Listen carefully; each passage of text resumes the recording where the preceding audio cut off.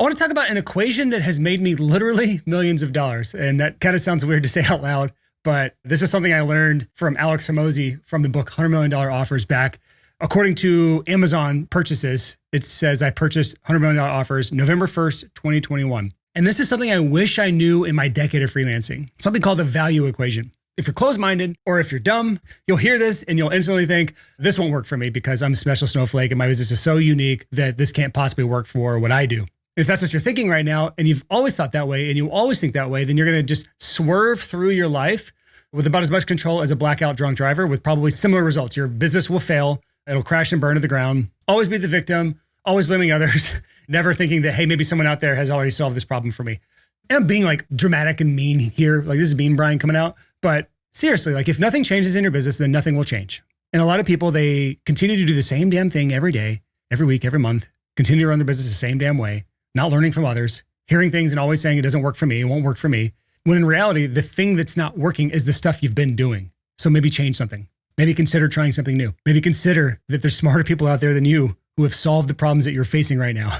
Maybe consider that you're not so unique that you can't adopt strategies and frameworks and techniques and tactics from other communities, other business models, other people, right? And maybe, just maybe, you can take all that doubt, you can shove it on down, stop saying I can't, and instead start asking yourself the question, how can I? This is interesting. This is unique. How can I adapt this to my business? What might need to change in my business for this to work for me? If you approach more things like that, less I can't and more how can I, you will have a better life. Not just business, you will have a better life. I can virtually guarantee that. As close to legally as I can possibly guarantee something to you, which I don't know what the FTC is going to come after me for this. If you just say, how can I, instead of I can't, you will have a better life. And this is one of those things that I'm going to talk about today. The first time I heard this, I was like, oh, that's cool. The second time I heard this, I thought, interesting. I want to try to adapt this. The third time I heard this, I learned more. The fourth time, more. The fifth time, more. I've watched so many Alex Hormozi videos on this concept. Every single time, I learned something new because I've adapted and I've changed as a person over the years. But what I didn't do was read $100 million offers and say, this won't work for me. Didn't do that. So if this is your first time listening to the show, hi, I'm Brian Hood. This is the mean version of Brian Hood. I'm not usually this mean, but I was fiery this morning as I was outlining this episode. This podcast takes a lot of influences from a lot of different industries, everything from the SaaS industry to the online marketing industry, like Alex Hormozi, to agencies, to e-commerce, to the Russell Brunson internet marketing funnel builders out in the world. We take all the information from all the people out there who are doing something really good and something really interesting, and we bring it to this podcast for freelancers, creative freelancers specifically. If your goal is to make money doing what you love to do, which is what you're likely doing right now, and you want to do it for the rest of your life, and you want to do it without selling your soul and giving up and getting a day job and getting golden handcuffs because you're getting paid a good salary and you have health insurance, you have benefits, and you don't want to give that up, so you're going to stop your dream of freelancing, you're just going to go work for the man. If you'd rather work for free as a freelancer and not give up your dream and not sell your soul, this is the right place to be. And if you listen to that episode a couple weeks back, why SaaS is the best business model for freelancers, it's a good episode, I think, for anybody kind of new with this podcast to kind of see where I pull other influences that I think work really well for freelancers and bring them back to this industry. So I got some visuals to share on this episode. You don't have to look at this if you're like listening in your car or whatever. You could also always go to sixfigurecreative.com/351. The visual will just be embedded on the show notes page for this episode. So that's sixfigurecreative.com/351 to have the visual that I'm about to show on this video. If you're watching on YouTube, then great. You're already ahead of the game. This very simple thing is the value equation. If you just think of a 2x2 grid, the top left is the dream outcome, aka what are you selling your clients? The top right is perceived likelihood of achievement, aka how likely are your clients to believe they're going to get the thing that they paid for? The bottom left is time delay, basically how quickly can you get the thing to your clients? And the bottom right is effort and sacrifice. How much work, effort, energy, or sacrifice does your client have to make in order to get the thing that they paid for? That is it in a nutshell. That's the framework. And I've talked about this on the podcast many times before. And even if you've listened to those episodes, there's going to be new takeaways from this because it's been so long. You've changed. Things in your business have changed. Your mindset has changed. If you've been listening to this podcast a lot, your ideas have changed a lot, most likely. The depth of knowledge that you have has changed a lot. It's like rereading a book years later. It's like a different book. This is something worth coming back to. And I want to talk about all four of these and how it relates to you, Mr. or Mrs. Freelancer. Because chances are in your business right now, you are doing something horribly wrong in one or two, if not three or four of these areas. And if you can fix all four of these, you have a very healthy, very profitable business. If even one of these things are off, there's a lot of room for improvement that's going to be, honestly, not that much work in a lot of cases. That's going to yield a lot of big changes for you. So just one of these things being improved can have a big impact on your business. And Alex, again, has talked about this in his book. He built this as a framework because the whole business model he has is acquisition.com. They invest in businesses. They basically buy major and minor shares in small, medium businesses, and they try to grow those businesses. And so he has to have a framework that he can deploy beneath his team so they can help shape those businesses, because he's not even involved in the day-to-day operations of his portfolio at this point. So all that to say, this has worked in a lot of different businesses, in a lot of different industries. It's worked in my business. I've seen this work in tons of freelancers' businesses. This equation is legit. So now it's up to you to take this and what I'm going to talk about today and adapt it to your business and get that nagging thought of, oh, this doesn't work for me, or I can't do this, and start adopting, or at least asking the question, how can I make this work for me? So thing number one is the dream outcome. Is the thing you're selling something that people actually want? What does your thing actually do? Dream outcome here. I've said this before, where freelancers make the mistake of just selling their service and they never link it to the actual outcome that your service provides. And the exercise I like to give clients that we work with is something called the 5 whys exercise. And it's just a series of just asking why, like a 3-year-old, over and over again, till you get to the root cause of what it is that people want from hiring you. So if you ask someone, why do they want a website, Mr. Web Designer?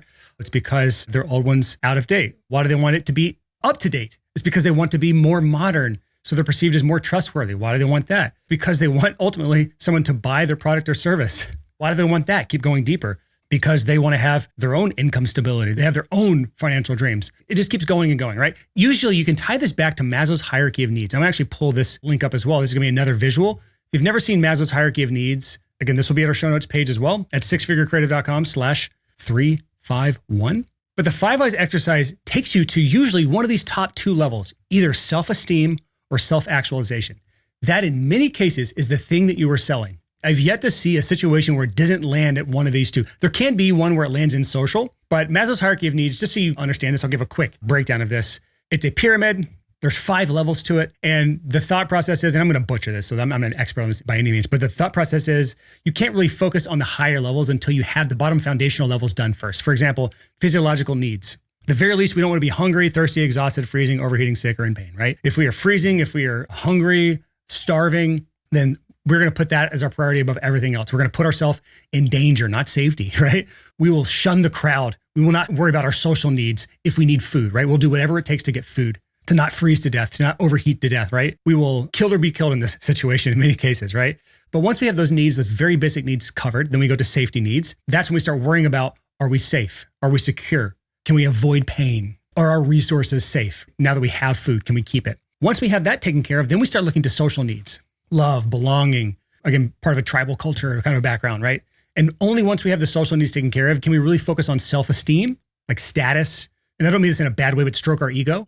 Everyone has an ego of some sort. You don't have to be egotistical to have an ego, but we all have some sort of ego, and self-esteem is tied to that. And once we have our self-esteem needs met, then we can focus on self-actualization, which is just being the best that we can be, right? And your service helps do something on this list here. Usually for creative freelancers, it's self-esteem or self-actualization. There can be like communities and things like that, or masterminds that can really tie into the social a lot. But in a lot of cases, it's just self-esteem, self-actualization. But you can likely start to see the gap here between what it is you're actually trying to sell people versus what it is you're actually selling. If you're selling self-esteem, I'll give you an example. In music production, this is very common. So I'm working with bands. They're like many times minimum wage workers at Taco Bell a lot of times. And they're saving up for a year to come to my studio to record. And then they want the best sounding album possible. And yes, they may have aspirations to get signed and tour the world or whatever. But at a fundamental level right now, the thing that that client wants is their self-esteem, their ego stroked. They want to look good to their friends, family, peers, right? But the problem with this, and you can probably already start to see the problem here, is if you are a what I call butt and seat freelancer, this is very difficult to do. How can you sell self-actualization? How can you sell self-esteem if you're just a butt and seat freelancer? You're just a video editor. You're just selling studio time. You just sell websites. And actually, I'd say website creation is kind of borderline. There's tiers to it. I'm not going to get into it right now, but button seat stuff, basically, if I can find it on Fiverr, it's likely a button seat service. Doesn't necessarily matter too much who the butt is. I just need a good, talented butt in the seat. Get your job done. Thank you, Mr. or Mrs. Here's your money. Go away. That's a button seat service. If that's your service, very difficult to sell the end result. The only thing I can say is over time, you have to build the skill sets necessary to get someone closer, if not to the end of the final result that they want. So for example, don't just sell video editing. Even if you niche down, you're like video editing for shorts on social media, you sell social media growth so that the client can command bigger sponsorship deals if they monetize via sponsorships, or sell more clients, sell more customers if they sell a product or a service, right? That's the thing that you're trying to get the end result to. And the problem is you likely don't have the skill set to do so. You may know video editing, because that's the thing that you like, that's the craft that you honed, but you've never actually learned how to take that skill set and put it into something that's truly valuable to somebody else. And the more you put into those other skills, the full stack freelancer, as I've talked about on past episodes, if you go back to way back in episodes 235 and 236, which you can get to by going to sixfigurecreative.com/235 or 236. Make it very easy for you to find past episodes. It's our full stack freelancer series. And the title is, if you just want to look them up on the app, it's Why You Don't Need to Be a Better Creative in 2023. That's how far back that was. And the next episode, the part 2, was 5 sets of skills every freelancer should be improving, right? There's a lot that goes into that episode. There's a lot that goes into being what I call a full stack freelancer. But at the end of the day, there's more skills involved with delivering the end result, the outcome that your client wants, than the current skills you likely have right now. And if you're going to put any time, effort, and energy into improving yourself, we likely don't need to make our creative skills any better. You're already a master at video editing, or you're already a master at music production or mixing or whatever creative craft that you have, web design. But are you a master of those other skill sets to get your client where they want to go, to the end result? Likely not. And I know I say, help you make more money without selling your soul. It's kind of like the unofficial tagline of this podcast, which I realized way after the fact. I think I stole that from Chris Doe at the Future. So my bad, Chris. It's part of the reason I stopped saying that on the intro for the podcast. But at the same time, if you can't make a good living from this and you have to go get a day job, that's selling your soul to me. I mean, it may not be selling your soul to you, but that is to me. So if we have to adapt our skill set to make a more valuable business, to give our clients what they want, that to me is not selling our soul. That's just being a business owner. You have to have something that people truly want. And so if you're that video editor who's doing edits for short form social media and you haven't actually figured out how to truly make that work and how to get actual growth or virality on social media, then that's where you need to put in your time, effort, energy. It's the same as a music producer. You don't sell studio time. You sell that iPhone, or what I call the poop demo, the iPhone demo to final master. I call it a poop demo because I just imagine someone sitting on the toilet, pooping, doing the demo on their iPhone, singing it out in the bathroom because they like how it sounds in the bathroom. Anyways, that's just my stupid brain. So iPhone demo to final master, full service music production that helps artists build a fan base, get signed, tour, which is all the things that they want, but truly just validate to their parents why they skipped college. I know this because that's literally me. I did go to college. I was in a band and we were trying to get signed and tour the world and do all these things so I could validate to my parents why I skipped college. So I'm speaking from experience here. I literally lived that life and I did get signed and I did tour the world, 44 states and 8 countries, doing up to our maximum of about 250 shows in a year. That's a lot of touring. Was I trying to self-actualize and be my best self? No, it was self-esteem back then. I was 18 to 21, 22 years old, something like that, or my touring days. And no one really sold that to me. I can tell you right now, if you are someone who knows the thing that somebody wants, you can better steer your messaging, your sales conversation, and your own skill set and connections as a freelancer to help your clients get that result than if you skip all of this. That's why I'm harping on this so damn much, because this is very important. Just this first of the 4, we're just on number 1 right now of the 4, just on number 1. And this is how many things there are to think about when it comes to just your skill set and what you're delivering, and then how you take that into what you're selling your clients. Final example I'll give here, and then we'll move on, is for web designers. We have a lot of web design clients and listeners of the show because that's a niche that I market to heavily on paid ads because I like you people. But web design, don't sell web design, sell a high converting website that actually lands clients or brings in customers or whatever. Many times web designers come to us, they're struggling because they're creating websites for people who aren't going to monetize their website in any way, shape, or form. So there's no financial incentive for them to actually have a good site. So there's no budget involved. Kind of dumb. Unless it's like very mission driven for you. If that's the case, start a nonprofit, not a for-profit business. But in many cases, it's because you make pretty designs, but they don't actually help the person in result. And the thing I see all the time is the damn Webflow designer. You're a Webflow web designer. You make these fancy, cool, visually appealing graphical websites with all sorts of moving bells and whistles. And that's the thing you're selling to your client because it's so cool to you as the creative that you can make all these cool visual things happen. And you know what? Those pages convert horribly. They're not a great user experience. And in almost every case, if you split test your fancy ass landing page on Webflow to a basic landing page with no moving elements that is set up in a way that is optimized for conversion rate optimization, that one will win every time. But Brian, what about brand? What about perception? We'll talk about these other things in this equation. But for this first one, what helps the person get to the end result? Brand is a long-term play. And we'll talk about length of time to get the delivery that they want, but you don't have time as a freelancer to sell brand to the client. You have results that you're selling to the client. Unless you're a brand designer, we'll talk about that another time. But what really matters for a website is conversion, getting the damn thing to bring in customers or clients. And so there's way more skill sets involved with this. Obviously, web design is the important part. You want it to make it look good. And someone who's just focused on these other skills and not design is not going to have as good of experience, right? There is a threshold to design that does matter at a certain point. But truth be told, to this point, I hired a professional brand designer for Six Figure Creative but nothing else. We've never hired a web designer up until now. We have a guy on our staff now who's working on new website, new branding, a lot of new stuff for us moving forward. But we've scaled to this point without all of that. The skill sets you need to make this happen, to get your clients to the end result of selling more things, widgets, services, getting clients, whatever, is web design, obviously important skill, copywriting, conversion rate optimization, probably even marketing automation, maybe even media buying, aka paid ads or some other form of lead generation. But you can start to see through all of this how far you likely are from selling your service and selling the thing that clients want. There's a big gap there that you're not doing and you're missing out. All right, so we've talked about dream outcome. That's the top left of the quadrant. The top right is perceived likelihood of achievement, aka how likely does someone believe that by paying you, they're going to get the outcome that they want. Another way of saying this is how can you prove that you can do what you say you can do? And there's a lot that goes into this. It's not just skill. The easy default is have a great portfolio, right? That's the bare minimum. When someone applies for our coaching program, if their portfolio sucks, we reject them 100% of the time because you can't turn shit to gold. But there's way more to it than just that. And anyone who's ever worked with a sketchy freelancer knows this. And if you're a freelancer, you may have never actually worked with a sketchy freelancer, but there are a lot of sketchy freelancers out there. There's actually in the business world, a pretty negative connotation with working with freelancers because they're usually not that reliable. And so skill set is one thing, but getting someone to actually fulfill on it in a timely manner to completion to the level that they said they're going to do it is hard to find because you may have a great portfolio, but you might be a train wreck of a human that's unorganized.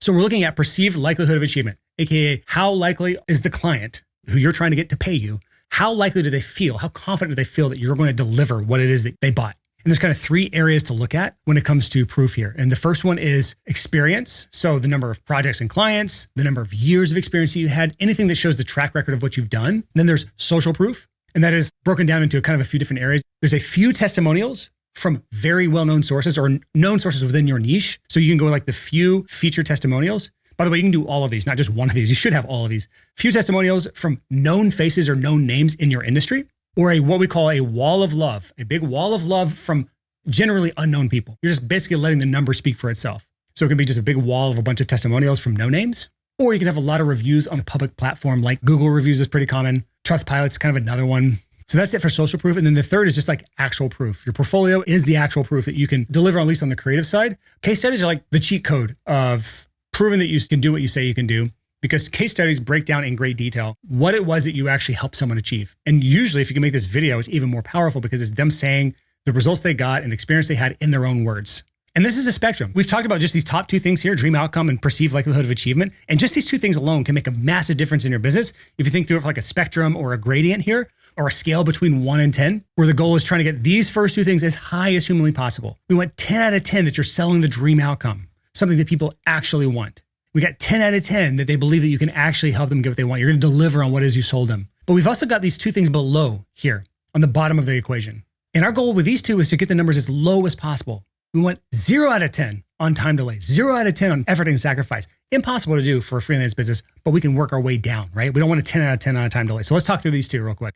So time delay, how quickly can you get to the end result after they pay you? Or a better way of just asking yourself a question is like, how can you get the result faster? Or how fast can you get the result? There's two parts of this. There's the delivery of the thing that you're creating them. It's like whatever you're fulfilling on. It's the song you're delivering. It's the design you're delivering. It's the website. It's the video, whatever. The clips. It's like the thing you're delivering, the actual deliverable. But then it's like, what does that deliverable get them? Again, we talked about self-actualization or self-esteem. One of those two things is the actual end result. How long between delivery and that thing that they're wanting at the end of the day? How long is that as well? There's multiple elements to this. It can be very complicated, but let's just give some examples. So web design. Web designer A will get your site done within 3 months. The whole process will take 3 months, start to finish. Web designer B is, we'll get your site done this week, right? If both websites have the same result, as far as like they're both created well, they both look the same, they have the same or similar results, which one is more valuable, right? And I want you to get this shit out of your head of like, there's no way I could deliver this quality website in 1 week. Irrelevant to this conversation. Doesn't matter if it's possible or not. Again, instead of I can't do that, think of how can I do that? I scolded you on this before. Me and Brian already came out. Don't make him come out again. But think about it this way. To the person you're selling your stuff to, speed does matter. So if all things are equal, the 7-day delivery is more valuable than the 30-day or 60-day or 90-day delivery. Every single time. People want their stuff faster. That's why Amazon Prime is so popular. It's because I want to get my stuff today. I want it today. I want same-day delivery. I'm here in Nashville. We have a fulfillment center right here. Give me my stuff today. I'm not going to order from Zappos, my new shoes. It's going to take a week. I don't want to wait a week. I want today. Same shoes, but just one's faster. And so Amazon gets my money almost every time. Same with music production. I'll talk more on this one because this is, again, It's my decade of experience in this, so I have a lot more to say on this. But music producer A, this 10-song album needs 3 days per song, which is 30 days for full production. I need a month at the end to send mix 1. And then we need a month for revisions. And then another month for the final master because we hired the best mastering engineer possible and he's busy as hell. So the whole thing's going to take 90 days, right? If I did my math right, 90 days, start to finish. Pretty normal, actually. Music producer B, we can knock out this album in 12 days. I'll have the first mix to you the day after you leave. The revisions will take 14 days tops, as long as you get back to me within 24 hours. Final master delivered as soon as the mix is approved. 30 days total for this. All things being equal, which one is more valuable to the client? Does the client want to be strung along for 90 days waiting on their music? Or is 30 days better? All along the time, they're getting constant updates, revisions quickly. I give this example because I've done this before. I've done a 90-day delivery and I've done a 30-day delivery for a full album. I've knocked out tracking, editing in 12 days, the mix in 2 days after that, revisions in 12 days after, because I hit deadlines. And in that case, it's why I got the album. Actually, you know what? I mixed an entire album, start to finish, in 5 days, final masters delivered to the label with a full 24-hour shift the last day. And that's the only reason I got the album was because I could do it in those timelines. So timelines do matter to a lot of people. And last example I give here is just how important speed is. And this is in an industry notorious for horror stories and making people wait. And that's the wedding photography industry. I don't really talk to wedding photographers on this podcast. I think there's other better resources probably for wedding photographers out there. If you're a wedding photographer, shoot me an email. Brian@sixfigurecreative.com. Say hi to me. I would love to know if you actually listen. But I don't target you people. But here's the wedding photographer example that I've seen is I need 90 days to get the photos edited and get back to you. And I've heard horror stories where it's taken 6 months, 8 months, 12 months. They never got their photos. Horror stories, right? Imagine never getting your wedding photos. Imagine waiting a year for your wedding photos. Wedding photographer B, I'll get your sneak peek to you the next day. I'll get the full gallery done in 14 days. Photographers do this. If you're a wedding photographer and you're like, hell no, there's no way. Yes, there is. There's 100% a way to do that. You just don't want to do it. You can't do it. You don't know how to do it. It's fine. You don't have the skill set. You don't have the team. You're too much of a perfectionist. But there are people that do it without sacrificing quality. And those people will eat your lunch because they're getting the same quality result faster than you because they're hungrier than you in a lot of cases. So this is a lot of times a great place to build a team. You can do other freelancers on a project basis. You can even do a team where you're connecting people to kind of the next part of the equation where when they have the website, what do they need next? If you don't have that skill set, you don't possess it. Here's a better example, like connecting bands in my world, music producers, connecting bands to managers or booking agents, because that's kind of the next step. You record your album, you might need a manager, usually booking agents first, at least from my experience. You can get on tours before you'll get a manager to sign you. Unless it's a scammy manager. In businesses, it can be like you're connecting businesses to other specialists who can make great use of the work. So you're a web designer. Let's just say you're a brand designer. You make a brand for a company and you want to make sure that brand is perceived well through the website design. You know it's going to be a conversion-focused web designer who's going to actually get results and not just a pretty, fun website to play with, a toy. But this is a good place to kind of build a team or infrastructure around you, a circle of people around you who can actually help your client get the results that they want. But this is also on time delay. This is also a very important time to look at your own processes and the way you do things and cut waste. I've seen so many people, especially in my niche, because I know it so intimately, so many people who are wasting time and then passing that wasted time as a cost onto your client. For example, if Studio A takes 3 days per song and I can do it in 1 day per song and the end result is the same or better, they're going to go with me every time. Studio A, the other studio, has to charge more because they just take longer for everything. And I've seen this in mixing engineers, I've seen this in mastering engineers, I've seen this in web design, I've seen this in brand design, I've seen this in photography, I've seen this with videographers, I've seen this in damn near every niche at this point. Someone who is a perfectionist always takes longer to do something. And they almost always yield worse results. That's the crazy thing. They almost always yield worse results with more time. And we all know this fundamentally. At a certain point, we hit this like, not even a point of diminishing returns, it's like a point of regressing returns where we've hit this plateau and we're trying to perfect our way past it. And we start going down after that. Once we hit the plateau, all of that time, every second we spend is a waste of time that we're ultimately charging our clients for. So why not cut the wasteful things? Why not have a more efficient, better process that's done more quickly with better decisiveness and comes with experience, knowing what decisions to make and how quickly to make them, instead of being the bloated freelancer who has to overcharge their clients because they take too long. Interestingly enough, in this value equation, there's actually not anything in here on price. I guess it's because price and value are two different things. However, time delay a lot of times comes with inflated time and inflated prices. What's funny is the more inflated your time is with a project here. So again, we're looking at this equation. We want time delay as low as possible. And that spectrum of 1 to 10, right? We want it to be a 1, not a 10. A lot of times you're inflating that to a 6, 7, 8, 9, or 10, which makes your service less valuable, but forces you to charge more. And you see the issue there. The price goes up, but the value goes down. That's not a good business. You start to see how important this is, making sure your time delay is down, you're not overinflating the project, and your prices don't have to compensate for it because you're not overcharging your clients. And this is a big part of why I was able to succeed so much in my studio. I've always been business minded, always been systems minded, always been like an operator, always been automation focused. I won't say always, but I've gravitated towards that naturally. And I've been able to fulfill on things quicker than all my competitors. Therefore, I could charge the same or less than my competitors, but profit more because I'm more efficient than my competitors. It's a huge advantage to have.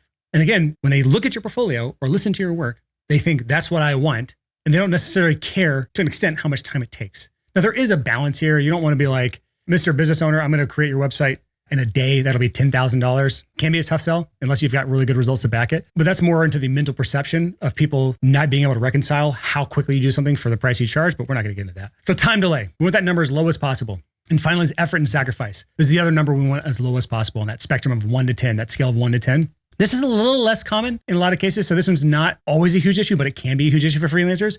What are you making your clients do that they don't really want to do? Long questionnaires, onboarding calls, other things like that. Again, we'll talk more about this in a second. The other side of this is what things do they have to stop doing that they don't want to stop doing? So this is more common if you look at this equation with what Alex Hormozi gives the example all the time of weight loss. With effort and sacrifice, when it comes to weight loss, what things do I have to do to lose weight that I don't want to do? Go to the gym every day, wake up at 5:30 a.m., shop for healthy groceries, cook more. But then what are the things that I have to stop doing that I want to do, which is like go out to eat, which is more convenient and more delicious, stop eating sugar, et cetera, et cetera. So you see the difference here is like things that you have to stop. There may not be a whole lot in this category for your business, but there could be. Is there anything that you're making them stop doing that they don't want to stop doing? But the bottom line is asking yourself this question.